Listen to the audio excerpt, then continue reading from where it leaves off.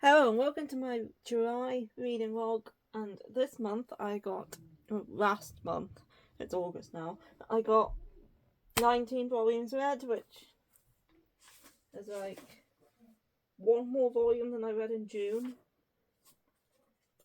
So I improved by one volume. But my average is like at least like 22, 23, so it's still below average amount of volumes that I read this month. But I'm hoping to pick that up now in August. Anyway, let's get on with the reading log. The first thing I read on the 1st was Boys Abyss Volume 4, which I gave 3.5 stars. This is another messed up volume. The characters are all... yeah. Obviously our main dude, he's a kid, he's getting himself into bad situations. The adults around him aren't helping. In fact, they're quite doing the opposite. Yeah, everyone's screwed up in this town and things are happening, and he just wants to get away with his friend and move to Tokyo, but things are getting in the way of that, and the teacher in this volume was just terrible. I'm not saying much more because spoilers. There's a lot I could spoil about this series. But yeah, everybody's awful. And everything's going to shit, basically, which is what the series is. I enjoy it. I don't know if you can hear that, but that's the puppy barking downstairs. On the 2nd and the 3rd, I read volumes 12 and 13 of The King's Beast, and I gave these 4 stars each. Yeah, I really like The King's Beast. It's a good fantasy series, but I really like the cover of volume 13. These volumes were things happen that I can't really talk about without spoilers, but yeah, they're really good. Things are progressing when it comes to the Arjun and giving them some more rights. Things are progressing in the relationship as well, and some more political stuff is also starting to happen with their relations with other countries and things like that. And yeah, it's interesting. I'm enjoying it. I do really like this series. And also a character from Dawn of the Arcana, one of the major characters from Dawn of the Arcana, did have a cameo in one of these volumes. I can't actually remember whether it was 12 or 13, but yeah, they had a cameo, which was nice to see because I really like Dawn of the Arcana. Next, I didn't read anything on the 4th or the 5th, and on the 6th, I read My Love Story with My Love Story with the Amada Cunt ML 999, which I gave 4 stars. So obviously, I knew I was going to like this because I really liked the anime. This follows a girl she's in either her 1st or 2nd year of college. I can't quite remember, but yeah, she's in college, and I think she's 20, and she breaks up with her boyfriend because her boyfriend, they play this online game together. I forgot what the game's called. What's the game called? Forest of Savior. They play Forest of Savior together, and he meets this girl, and he falls for this girl in this game, and so they break up, and she's devastated, and she goes into the game, and she takes it out on some monsters, and then she learns about this in real life event where you can meet up, and she's hoping to see him there and show that she's like better without him, or she wants to do something. And she goes to this event and she runs into Yamada, who is one of the members of her guild in the game, and like she asks him to pretend to be her boyfriend to kind of make the boyfriend jealous, but he's more bothered that because Yamada's like a pro gamer, so he's more bothered about Yamada than he is about her having a new boyfriend. Anyway, she gets depressed over this, and she drags Yamada out drinking and gets drunk and ends up at his house, and then it's kind of just their love story from that point, as the title suggests. But yeah, it's like a romance with like gaming elements. And I really love this first volume, like I really love the anime. I'm looking forward to getting to the volumes that are past where the anime ends. I don't know how many volumes the anime covered, but it was like only 12 episodes. So I can't see it being that many, maybe about 6, 7. But this volume was like kind of like the first 2, 3 episodes, something like that. But yeah, she's like also hanging out with the guild master, who's like this little rabbit called Rui-chan. And yeah, it's great. I love Yamada. It's a good romance. I would recommend it. Next, on the 7th, I read My Gemini, which I gave 3.5 stars. This is like, it's a one-shot shoujo kind of mystery, but when I picked it up I was expecting it to be a lot more of a mystery than actually what it was. I still really enjoyed this. But it follows this little boy here.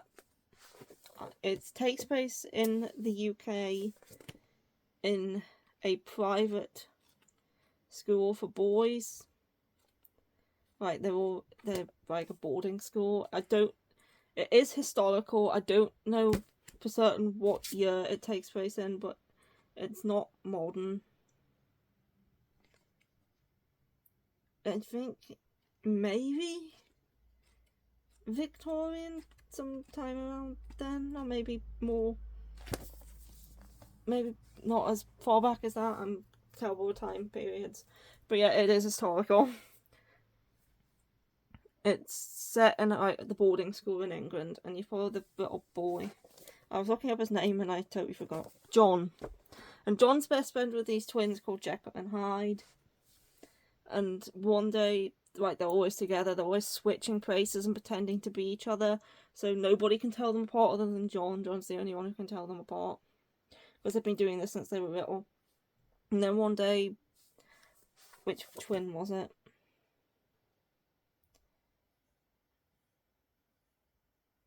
One of it's Jekyll. Jekyll dies, and it's like leaves Hyde on his own. And I thought it was gonna be like sort of a mystery to figure out which twins left and which twins not. And there's a little bit of that, but it's mostly about the like twin that's left behind coping with his grief of losing his twin, and also John as well. It kind of focuses more on that than it does on the mystery, and there is a bit of a like mystery to it as well, but it was very good. It's kind of a bit hard to explain it, but it's only a one shot. If you want like a quick read and you think this sounds interesting, I would recommend it. I did enjoy it. So yeah, give this one a go. It just wasn't really what I was expecting. Next, I didn't read anything on the 8th. And on the 9th, I read My Special One Volume 5. I gave this 3.5 stars.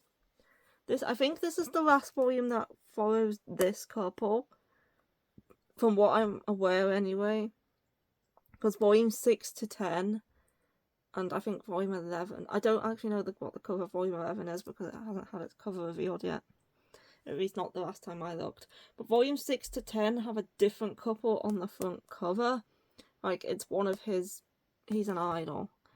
And it's like, he's a J-pop star, and he's an idol.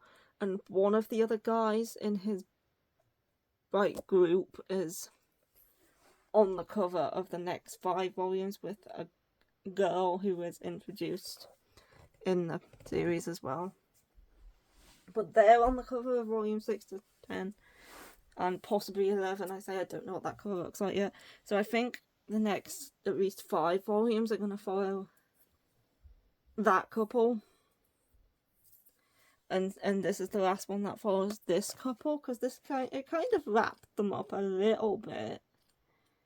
Like, this volume kind of left it in a place where it kind of leaves them in a good, happy place. So, like, their story could conclude here, or it could continue. Maybe there'll be, like, background characters in the next 5.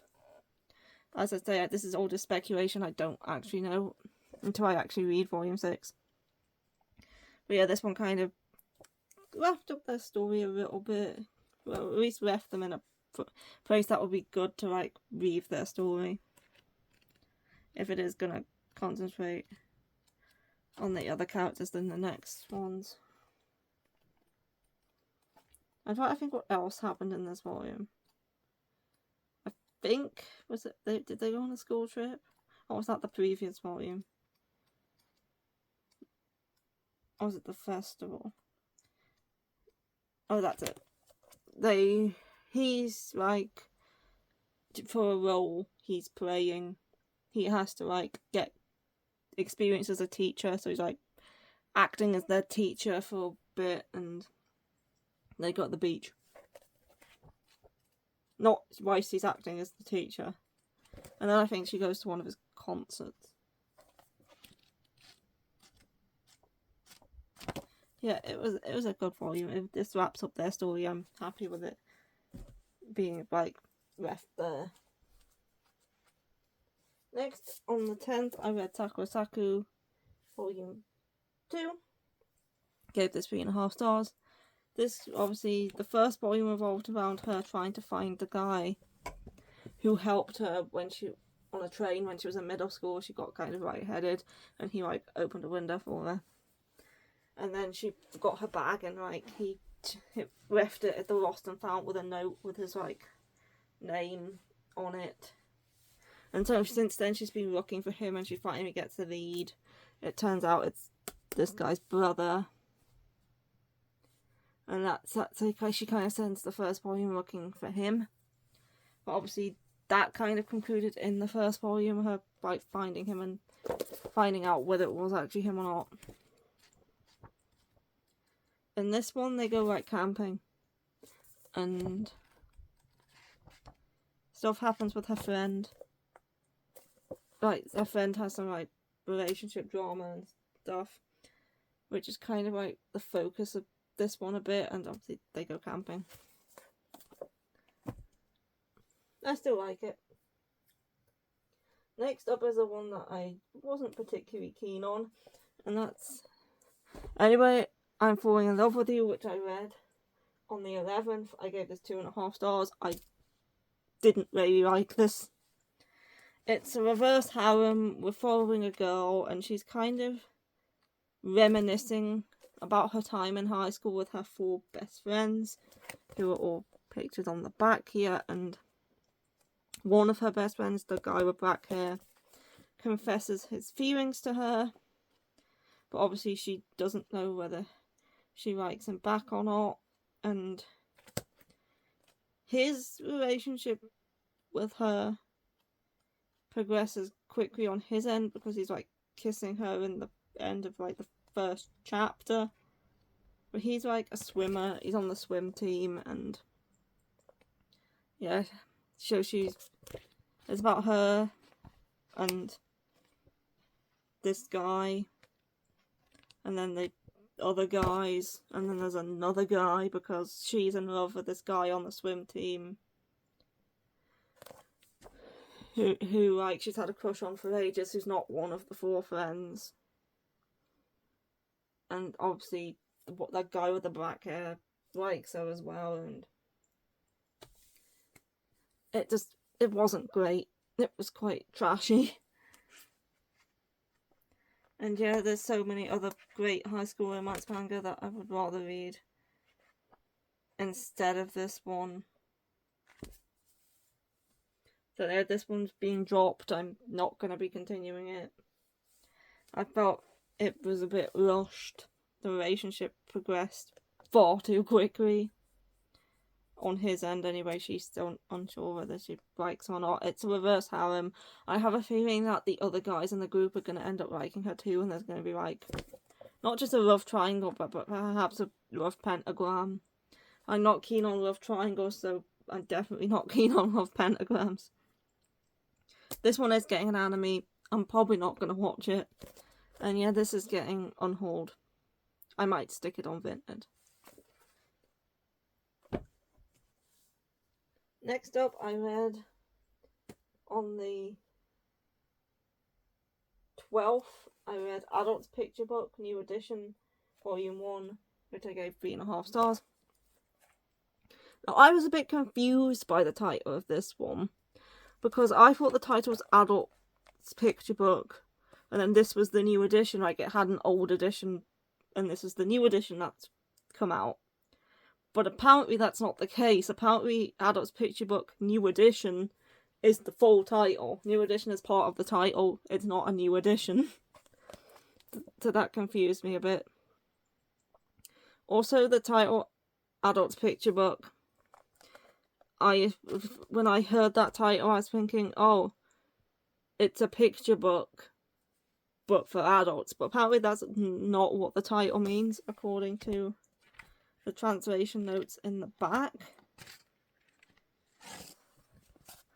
In the Japanese title, picture book refers to any index book of things, such as animals that features pictures of each entry, so like an encyclopedia. Therefore, the title of Adult's Picture Book New Edition suggests an index of various kinds of adults, with the New Edition subtitle implying that novel and recently added to the index and included in the current version. So I think if that was like what they were going for with the title, Adults Encyclopedia New Edition probably would have been a better title than Adults Picture Book. But whatever. That's just the title. This is about this guy here. He is a manga artist. He does like erotic manga. And he had a best friend throughout like high school and college, and his best friend has a daughter, this girl here called Kiki, and his best friend recently passed away. I think it was in an accident, and he leaves this guy with a note saying, she's yours, look after her.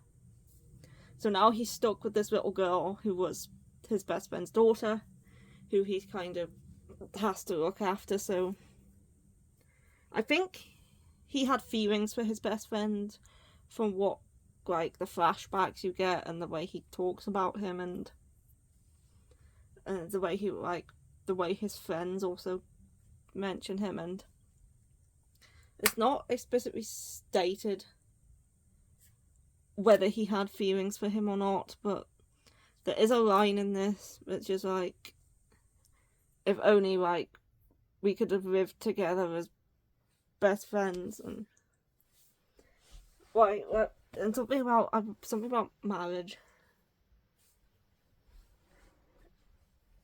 But anyway, yeah, I think from what I gathered from this first volume, he had some sort of feelings, whether they were romantic or not, towards his best friend, who recently passed and left him his daughter. So now he's looking after this little girl, but he's not sure what to do. Obviously, he's kind of just watching her right now, but he needs to go through all the legal matters of like officially adopting her. But he's going to find that difficult as being a single man. so it's easier for like couples to adopt children than it is for like single men to adopt children. But he wants to keep this little girl because obviously his friend left her to him, and he doesn't want to let his friend down. So he's at this place, I can't remember what it is, but he's signing some paperwork, something like that, and he sees this woman there who's working there, and she looks a bit like his best friend. So he's just out the blue, after only having spoken to her once in his entire life, he's like, let's get married and raise this girl together. And she's like, alright. I don't know why she agreed so quickly. We haven't really gotten into her story yet, or who she is, or why she would suddenly agree to marry a stranger out of nowhere. But she did. So this volume's about them kind of like getting ready to be like, they're not having a ceremony obviously, but they're like signing the marriage papers and like taking them to the office and stuff.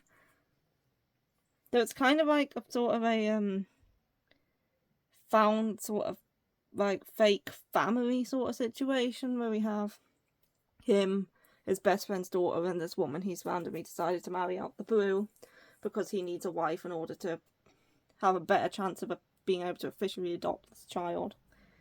But yeah, I did find this one interesting, and I will definitely be reading more. I think volume 2 is out, but obviously he's also trying to hide the fact that he writes erotic manga from the little girl, because obviously it wouldn't be appropriate for her to be looking at that stuff. Obviously the wife knows. But yeah, it was good. I enjoyed it. I found it interesting, and I am intrigued to read more and to know more about the characters and stuff like that. So yeah, I enjoyed it, and I'll definitely be picking up more for that one. Next, on the 13th, I read Prince Freya, Volume 10. I gave this one 3.5 stars. This one ended like the current arc of them being in this certain location and dealing with these certain characters, and yes. The next volume, I didn't like this arc as much as the previous one. The previous one, when we, with the woman with like the freckles and the sort of mystery sounding that and stuff, I thought that arc was better than this current one. I didn't hate this current one though. I just thought the other one was a bit better. But yeah, this kind of ends this current one where they're in a town. The town has like a culture of dance and singing, but that's been banned since like Sigurd took over the town. Like, Sigurd's the enemy nation. And now they're like trying to liberate this place.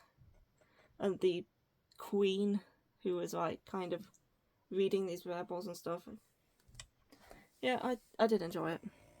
The sun is very bright, shining on the cover right now. Anyway, next, I read on the 14th, I read Usatoki Rhetoric Volume 6. I gave that one 4 stars, and then later on in the month, on the 20th and the 21st, I read Volume 7. So obviously, I'll bring that one up then. I really like this volume. This volume was one. This volume was like one mystery. I think, was it? No. It was like the first chapter was one mystery, and then the rest of the volume was all the same mystery. Obviously, something happens to Selma which leaves what's his name? Kanako to have to solve this mystery without him. Yeah, it was a very interesting one, and I enjoyed it. It was like one of my favourite mysteries, like along with the doll murder one. That's my favourite. The doll murder one was very good. But yeah, the first chapter was like one mystery and then this one. The rest of the volume covered that other mystery, which involves Kaneko having to solve it on her own because Soma is not available for reasons that I won't say. But yeah, this was a good volume. I enjoyed this one. I actually read quite a few mysteries this month. Anyway, next, I didn't read anything on the 15th. On the 16th, I read Honey, Rum and Soda Volume 5. I gave this 4 stars, and I can't stand Uka's father. Uka's father was involved a lot in this volume. Like, her and, like, Kai. Is it Kai or is it Kai? I never know. I keep forgetting.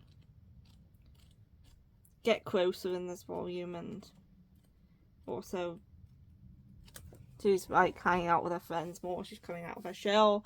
She's, like, opening up to people, and then her father plays a big part in this volume, and he's very... Ugh. I did not like him. I did not like what he was doing, or his, like, attitude. He's kind of like a helicopter parent, and yeah, he's kind of making decisions for her, thinking, oh, this is what's best for you, so you're gonna listen to me and you're gonna do it because I know what's best for you more than what you know what's best for you, and stuff like that. And he was very overprotective of her, and yeah, I'm not a fan of him, but hopefully things will be resolved in the next volume regarding that, and Uka can go back to being with her friends and, like, Kay, and, like, having a good high school life, because obviously her middle school life wasn't great. She was bullied. Her mother's nothing like her father. Her mother's fine. It's all her father doing, like, the controlling. Her mother is not very involved in it. But I'm hoping he sees the error of his ways in the next volume and eases up a bit. But yeah, I enjoyed the volume. The father was just... I just did not like him.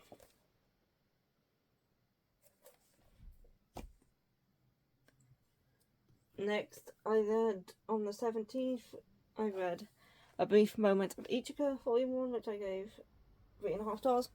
I enjoyed this one. I know for a fact this is going to be a sad series. There's no denying that this is going to be a sad series. It's only 3 volumes. We follow Ichika, who... Is it 3 years ago? 3 years ago when she's in college, but 3 years ago when she was in high school, she was given 2 years to live because she has some sort of disease. I don't know what disease she has. It's never actually stated what is actually wrong with her. But she has some sort of disease, and she was given 2 years to live.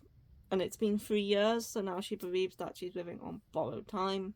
But she becomes quite close with one of her college professors, this guy here, who quits suddenly out the blue one day, and she's like wondering why, where he's gone, if she'll ever see him again. But then she runs into him in the streets or at the train station, and like she meets up with him again, and they start hanging out, and she learns that he is also being given like a year to live. So they're kind of both living on borrowed time, and they're both gonna like lose their lives soon. Obviously, she knows that he is sick, but he doesn't actually know that she is sick. He's not in this first volume. I think he's probably going to find out in the second one. But yeah, it's just about them getting closer, because obviously she wants to be close with him. She wants to spend her remaining time with him, but he's trying to push her away, being like, I'm not going to live very long, so I shouldn't be really having a relationship with you, because he's not aware that she's also not going to live very long. So at the moment he thinks she's alright. So he's trying to push her away and be like, it's not good to be with me because I'm not going to last long. But she obviously wants to be with him. Yeah, it's going to be a sad one, but I don't mind. I'm going to finish reading it. It's only 3 volumes and I did quite like it.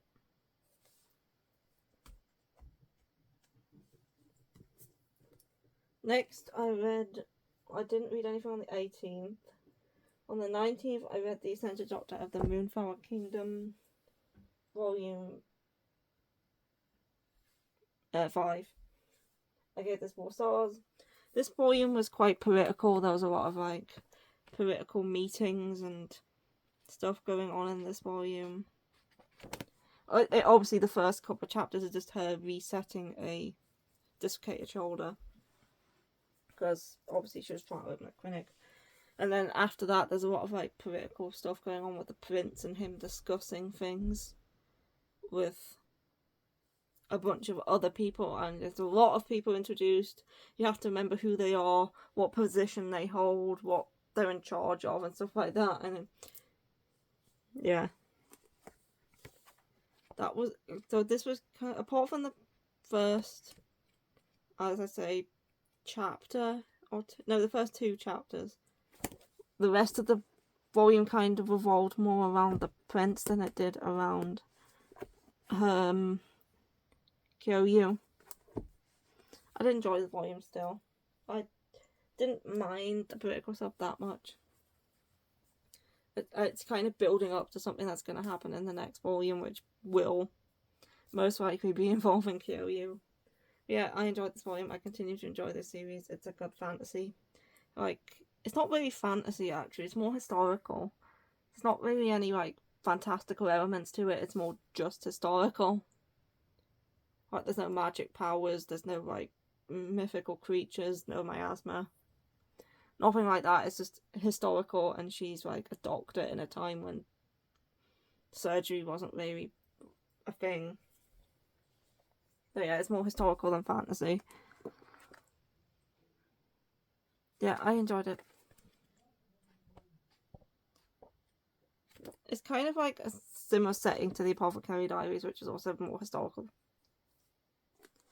It's like it's ancient China, and kind of like it doesn't really take place in the inner palace like the Apothecary Diaries does, though. It's more just in town. Next, here's Tokyo Earthquake Volume 7, which I read on the 20th and the 21st. I gave it 4 stars.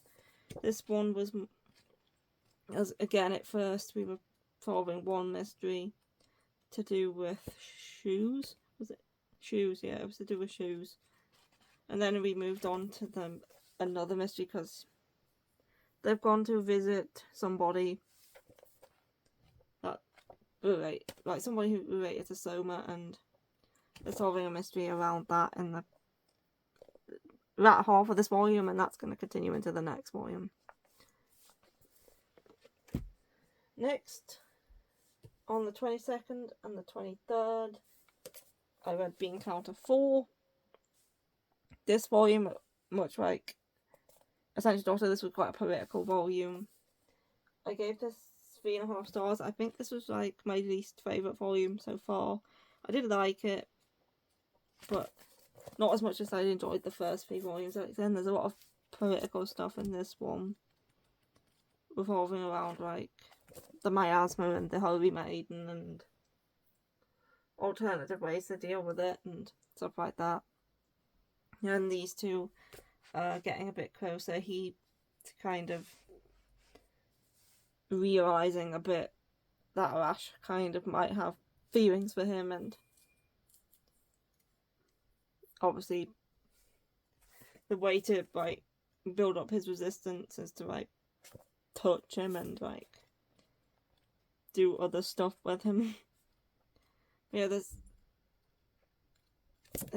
a lot of like political stuff in this one, but it was still a good volume. I just think I like the first 3 more. That's Bean Counter. Next, I read volume 2 of Lullaby of the Dawn, which I gave 4 stars. This was a good volume. I really liked this volume. Like, the mystery surrounding the Black Sea and the Kanagi is kind of talked about a bit more in this one. And obviously, we get a bit more with these two. And this was a good volume. I am really enjoying this series. But yeah, it's kind of like the people in this world don't want to learn more about the Black Sea and the Kanagi and why things are like this. It's kind of like they want to remain ignorant about everything. Or maybe it's not like the villagers really know anyway, it's more like like a citadel or something like that. But yeah, it's very interesting BL series. It's a fantasy. We have these two, like, he's the Kanagi, who is a person who protects this island from the Black Sea, because, like, these inky, shadowy monsters come out the sea at night, and he fights them, and nobody knows why, or what's happening, or what causes it. And then nobody, like, gets close to the Kanagi, because they're kind of isolated, and they all die young, because, like, the ink stains spread over their body, and kill them. But this guy, when he was 10 years old, he got to know the Kanagi. He's now 18. It's been like, they've been together for 8 years now. Obviously, he's getting older. He's starting to develop feelings for the Kanagi. But when the Kanagi is around him, like, his black stains, they kind of disappear. And, like, so being around him is keeping him alive. Which is why he's lived longer than any other Kanagi. But yeah, it's very interesting. If you want like a fantasy BL, definitely recommend this one.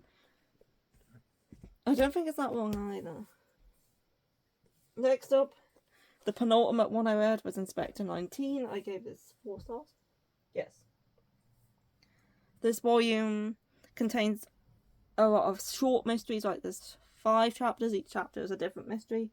The final chapter the mystery that's in the final chapter will wrap up in the next volume. But yeah, I like the mystery in the first one, which is kind of like locked room mysteries. And then the second one was like she falls asleep in a restaurant. And kind of like it's more of like a Kuro-centric chapter.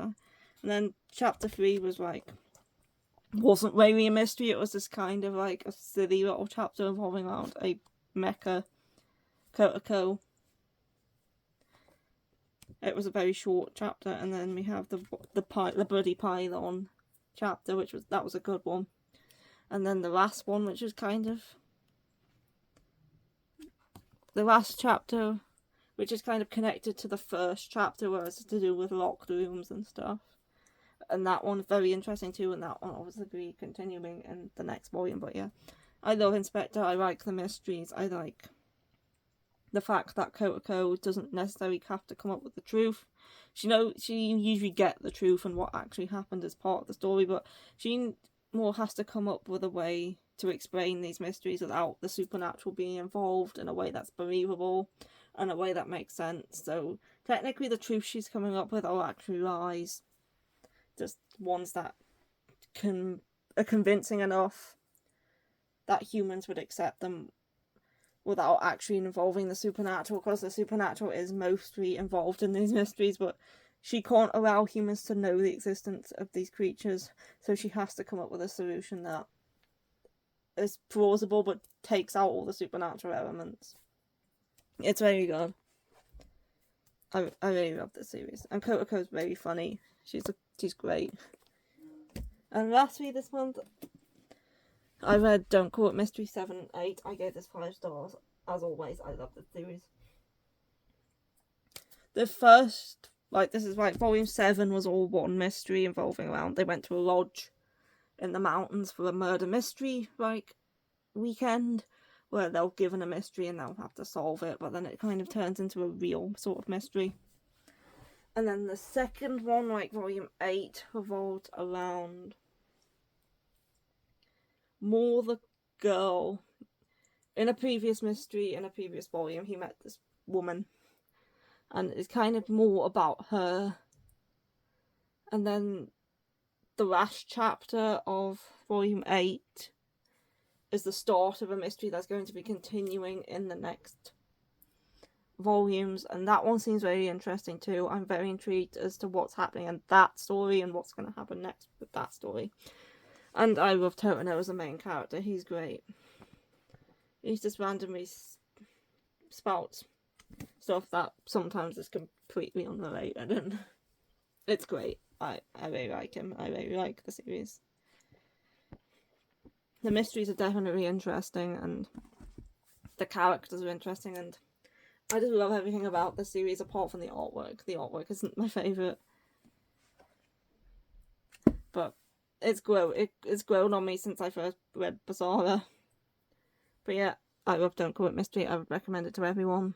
If you like mystery, definitely pick it up. It's fantastic. And that's everything I read this month. And that was a total of 19 volumes, and my favourite read was obviously Don't Call It Mystery. I hope you enjoyed the video, and I'll see you again for another one. Bye.